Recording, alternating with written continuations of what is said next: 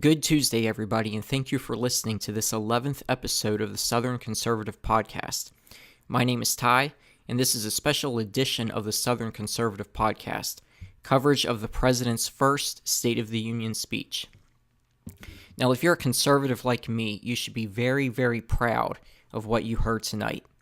Now, I don't agree with all of the agenda items laid out by the President, and we'll discuss that in a bit. But what you heard tonight was a speech by a man who clearly loves his country, loves its people, loves and has respect for the military, first responders, firefighters, and so on. At times, the speech was extremely moving, especially when he highlighted the stories of Otto Warmbier, families who lost their daughters to the hands of MS-13 gang members on Long Island, and a man named Sung Ho, originally from North Korea, who lost his legs in a train accident, nearly starved to death, wound up making his way to South Korea, and is living proof of the horrors of the North Korean regime. The overall message of this speech was not just America first, and certainly the speech was all about America first, but what the true potential of America can be when you reduce regulations, exploit the resources that we've been blessed with in this country. He mentioned ending the war on clean coal, for example, and putting faith and morals back into American homes. At one point, the President talked about faith and family being the center of American life, not the government. It's why we have the motto, "In God We Trust." He reminded Americans why we stand for the flag and the national anthem, and that moment demonstrating how truly un-American those NFL players are who protested what they feel are racial injustices toward African Americans by kneeling during the national anthem. It's simply not the time or place to do that, and the President drove that message simple, but he drove it hard. He talked about giving vets choices over where they get their health care, challenged Congress to pass legislation making it possible for cabinet secretaries to get rid of people in the bureaucracy who aren't producing results for the American people. He talked about the FDA fast-tracking generic drugs, getting rid of energy regulations.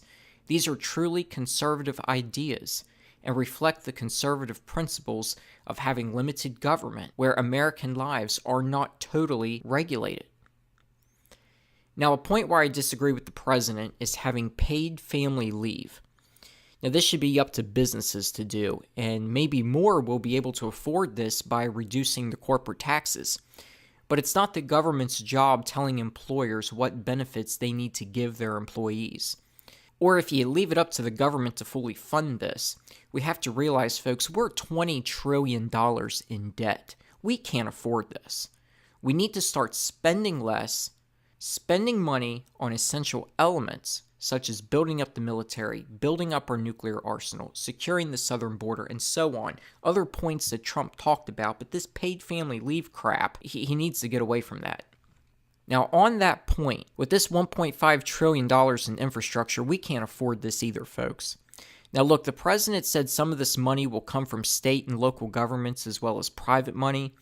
But if this money, folks, is spent anything like Obama's stimulus package, that's not something the federal government needs to get involved in, right? Money for these shovel-ready jobs that weren't shovel-ready.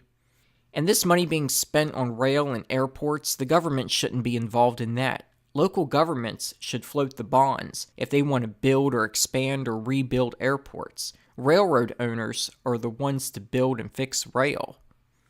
We need infrastructure improvements, there's no doubt that we do, but just to throw all that money out there is nonsense. There better be accountability in this spending, but again, folks, we don't even have the money to spend, not when we're $20 trillion in debt. But infrastructure, this is one area you would expect we would have saw some Democratic support, but they sat on their hands. In fact, they sat on their hands for much of the President's speech, and at times, I was absolutely shocked. They sat on their hands when the President talked about record low unemployment numbers for African Americans and Hispanics. No applause at all. Their hatred for Donald Trump runs so deep that they can't even give Trump the recognition for his efforts to help minority communities in this country. When the President talked about lifting children out of poverty and into prosperity, they sat on their hands for that. They didn't stand and applaud for giving our military the tools to successfully fight the enemy, including recognizing that terrorists are enemy combatants, that we don't tell the enemy our plans to defeat them, and we don't base our war strategy on artificial timelines. Trump is very, very pro-military and definitely is channeling Ronald Reagan's plan of peace through strength when he talked about the need for beefing up our military, eliminating sequestration, beefing up our nuclear arsenal with the hopes that we'll never have to use it, but we use it as a deterrent for our enemies. Two more things I want to talk about when it comes to the Democrats before I get into some of the really great points in Donald Trump's speech tonight.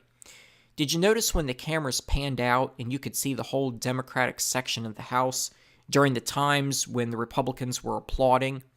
And you could look and see that there were Democrats who were getting ready to stand, and they looked around, saw that other Democrats weren't standing, and so they sat back down. And then, when the speech was over, they bolted out of that House chamber. You would have thought the place was on fire, folks. They ran out of there so fast. Chuck Schumer looked like a weasel tonight. Nancy Pelosi had this awkward smirk on her face. You could tell that she didn't even want to be there. The Democrats clearly demonstrated tonight their hatred for Donald Trump and his policies, even though his policies have been successful. The need to put illegal immigrants over American citizens, all of that truly shows you, frankly, folks, how un-American the Democratic lawmakers are. And I'm going to say it, folks, they're un-American. There are many, many senators this year, Democratic senators, up for re-election in 2018 from these red and purple states and states that Donald Trump won in 2016. I would not be surprised if you see some of these Democrats starting to break away from Chuck Schumer and working with Republicans on Trump's agenda.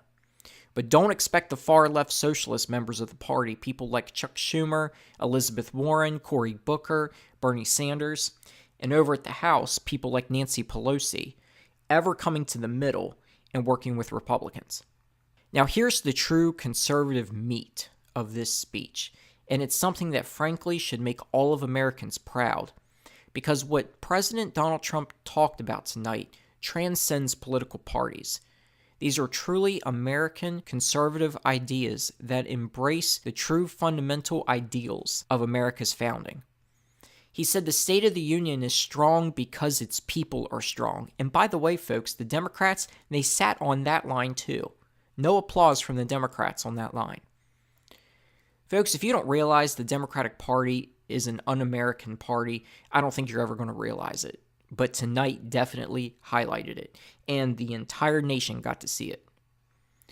The State of the Union is strong because America is strong, he said, after summarizing the struggles America had with natural disasters, hurricanes in Florida and Texas, wildfires in California, Congressman Steve Scalise's return to Congress after being shot at a softball practice in Virginia earlier in 2017. Nearly dying, he called Steve Scalise the legend from Louisiana. He touted the economic success Americans have seen, millions of jobs created, many in manufacturing, wages increasing after being stagnant for years, a 45-year low in unemployment, African American and Hispanic unemployment at its lowest it's ever been. Democrats couldn't even stand for that, folks. The Congressional Black Caucus, all of them sat during that part of the speech. The stock market is at record highs, creating trillions of dollars in wealth, and recognizing that all Americans benefit from that, not just the people who personally invest their own money in the stock market, but people who have 401ks, retirement plans, college savings plans, are all noticing their investments rising and rising fast. All of this only got applause from one side of the House chamber. He highlighted the lower corporate tax rates, doubling of the child tax credit, doubling of the standard deduction. He highlighted small business owners in Ohio who were in the audience, and how they're benefiting from tax cuts, and how one of their employees, who was also in attendance, was going to use his benefits from the tax cuts and save it for his daughter's college education. Trump also talked about how people will be taking home more money starting next month when the withholding tables change. By the way, the tables have already changed, Employers have until February 15th to switch over to the new tables. So people will soon see more take-home pay starting in February. So even if you're one of these Americans who hasn't received a bonus or a pay increase, and already about 3 million Americans so far have seen those benefits, every working American will see more take-home pay starting next month, and that essentially amounts to a pay increase. And that cuts across all races, all religions, all political parties. Every American who works and gets a paycheck will see a difference. The president also talked about having fair trade deals and trade deals that are reciprocal. I'm glad that the president didn't mention anything about tariffs because we certainly don't need to start these tariff wars with other countries around the world. He talked about approving federal judges, including a new Supreme Court justice who will interpret the Constitution as written. That, folks, is absolutely huge. Over time, he can reshape the federal courts at all the levels, the district, appellate, and the Supreme Court, and get rid of the judicial activism that we see from these liberal justices, or at least the power that these liberal justices have. And this will have an impact, folks, far long after Trump's presidency is over.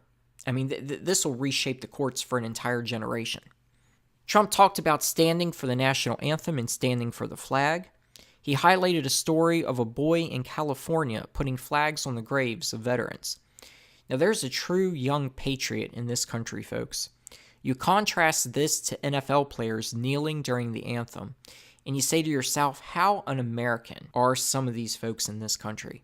They can't even respect the country or the flag or what the flag stands for, or those who have died so that our flag can continue to fly. It's absolutely incredible. Deregulation, energy independence, getting government out of the way so Americans can succeed. That was the overall big message of the speech, but it was just one part of the speech. And frankly, it's something that impacts all Americans. On foreign policy, it was all about America flexing its muscles in the world to protect American interests. Trump wants to rebuild our military, strengthen our nuclear arsenal, and so on. He talked about the United States recognizing Jerusalem as the capital of Israel. He also talked about how certain countries in the UN rebuked the United States for that recognition.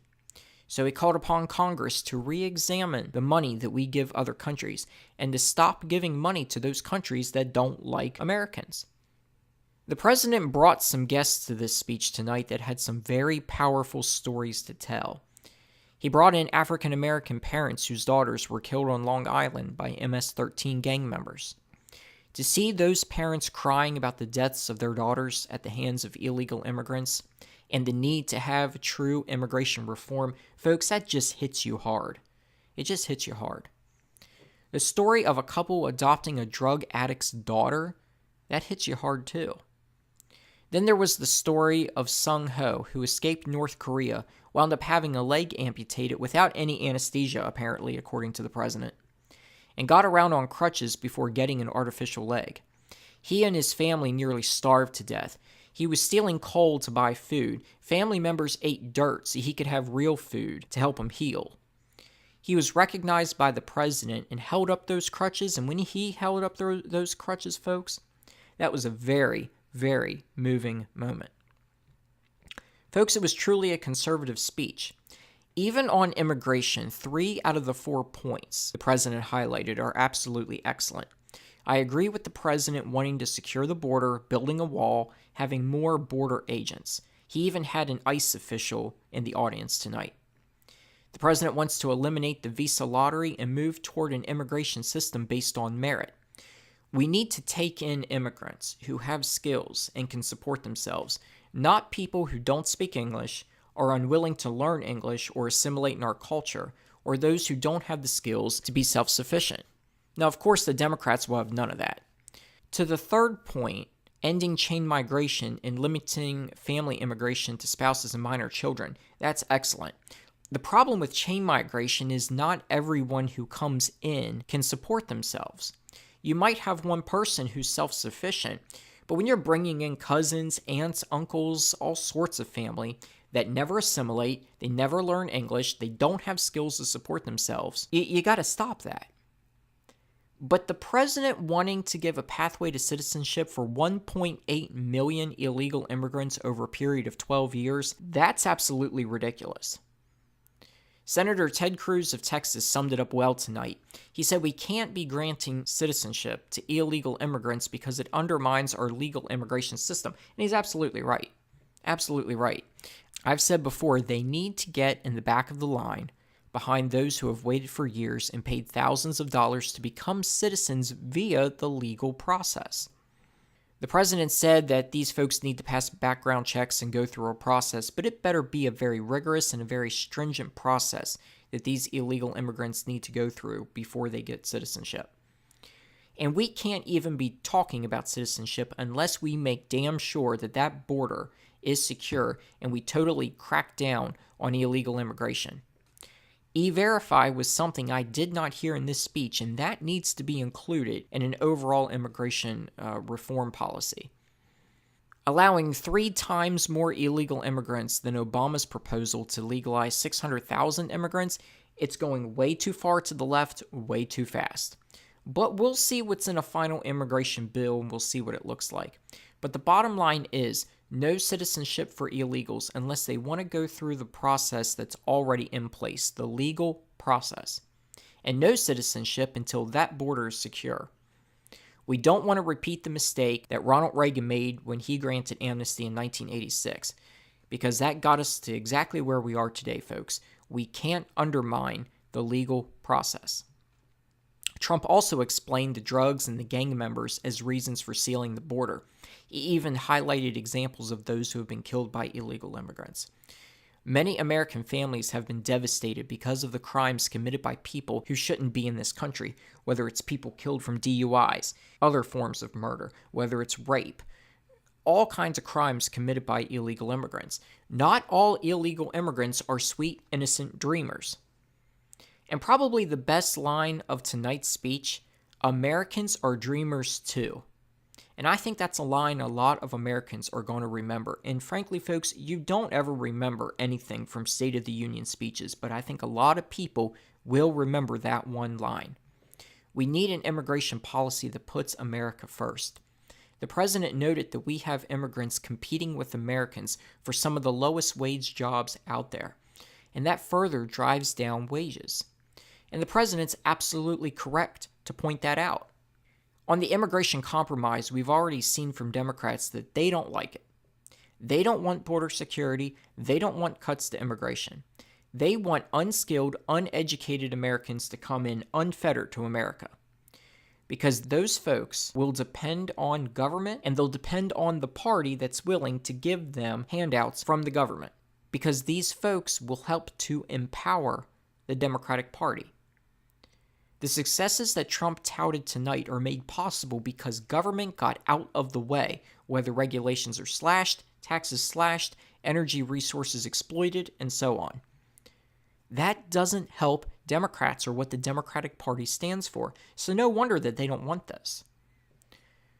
The bottom line is, folks, overall tonight, Trump hit it out of the park. It was an excellent speech overall. True conservative principles touted, minus the immigration and minus the paid family leave, minus the $1.5 trillion in infrastructure. It makes me proud that I voted for Donald Trump. He told the American people that he's president and that he's governing with a conservative agenda. He also told the American people loud and clear, elections have consequences. He didn't say it, but that's certainly the sense that you walked away with. And everyone who voted for Trump should be proud tonight. Everyone should see that Trump's not deranged, he's not mentally ill, but he is driving the liberals nuts. Now look, I'm not going to talk about the Democratic response. They brought up a Kennedy, talk about bringing back an old political dynasty. To me, it reminded me of Jeb Bush running for president, after his brother and his father was president. When you consider that JFK was president, Ted Kennedy was a longtime senator from Massachusetts, Joe Kennedy that gave the speech tonight, his grandfather was Bobby Kennedy. He was Attorney General. So, the Kennedys have a long history in politics. But there were 5 Democratic responses tonight. Nothing will touch Trump's performance, though. And nothing can beat the atmosphere of the State of the Union address as it is, regardless of whether a Republican or a Democrat's giving the speech. Well, folks, that's it for tonight. I hope you enjoyed Trump's speech. Good night, everybody.